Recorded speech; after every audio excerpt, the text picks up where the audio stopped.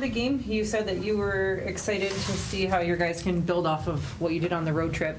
Good example of what you're hoping to see? Yeah, that's what we were talking about. That's actually exactly what I'm looking for, and I think everybody's looking for. There were a lot of guys contributing, a lot of guys doing some pretty impressive things out there. Both sides of the ball. It's hard to even start and know where to start. Joe gave us another really strong outing.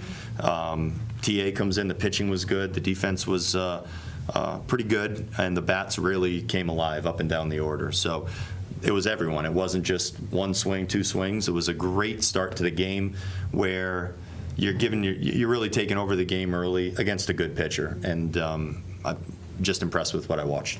I will single out Luke Keaschall, 10 RBI now in 10 games. No Twins ever done that in their first 10. How impressive is it just to see him make history and continue to contribute at the level that he is? Yeah, he's a really impressive young player, and he does it in a lot of different ways.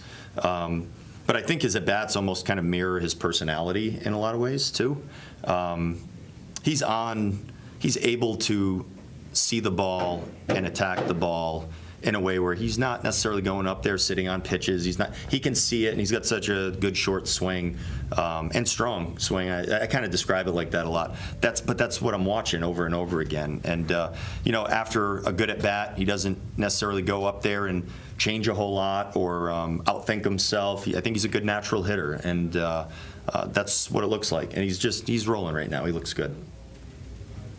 When Larnach's hitting the ball, when Wallner's hitting the ball into left center, do you view that as a key to his swing being where it needs to be? Yeah, it's a great sign for him.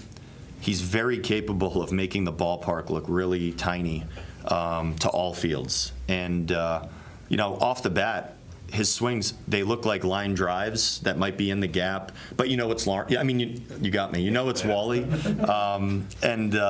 That was good. And not many guys hit the ball like that. He just can put that ball. I mean, that ball's deep into the second bullpen. It looked like it's just a rocket. And when he's timed up like that, he allows himself to stay on the ball really well, stay closed well.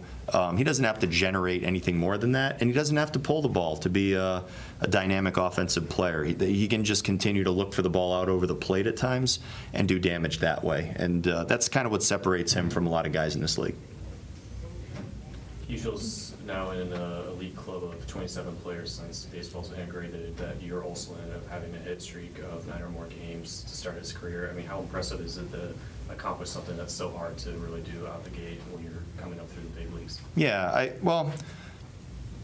I think a lot of the things that you got to do, you got to come up and I think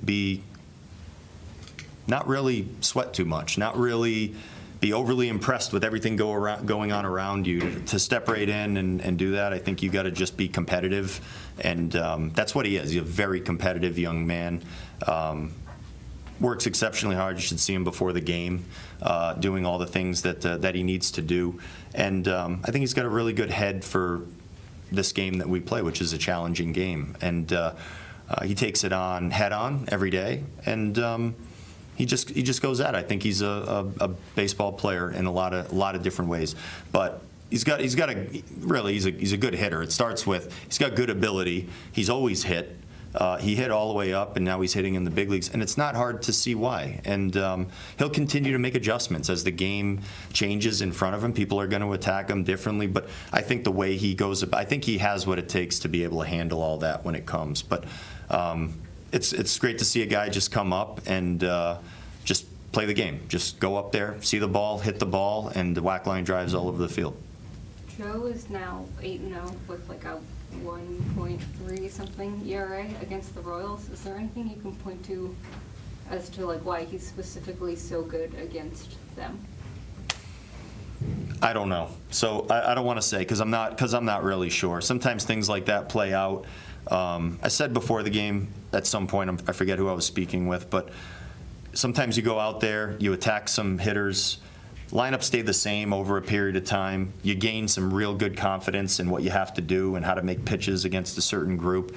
And then you can also not only pitch well, but ride that confidence whether you know it or not. Whether he's thinking about it or not, I don't think that necessarily matters. He's gotten off to, a good stretch against these guys, and in his mind, he's just going out there, I think, and trying to make a good pitch by pitch. They have good hitters, so it's not, you're not looking across the field and thinking about it that way. They got tough guys who are putting up really good seasons right now, but Joe's really good at what he does, and I think a lot of it becomes confidence maybe more than anything else for a guy.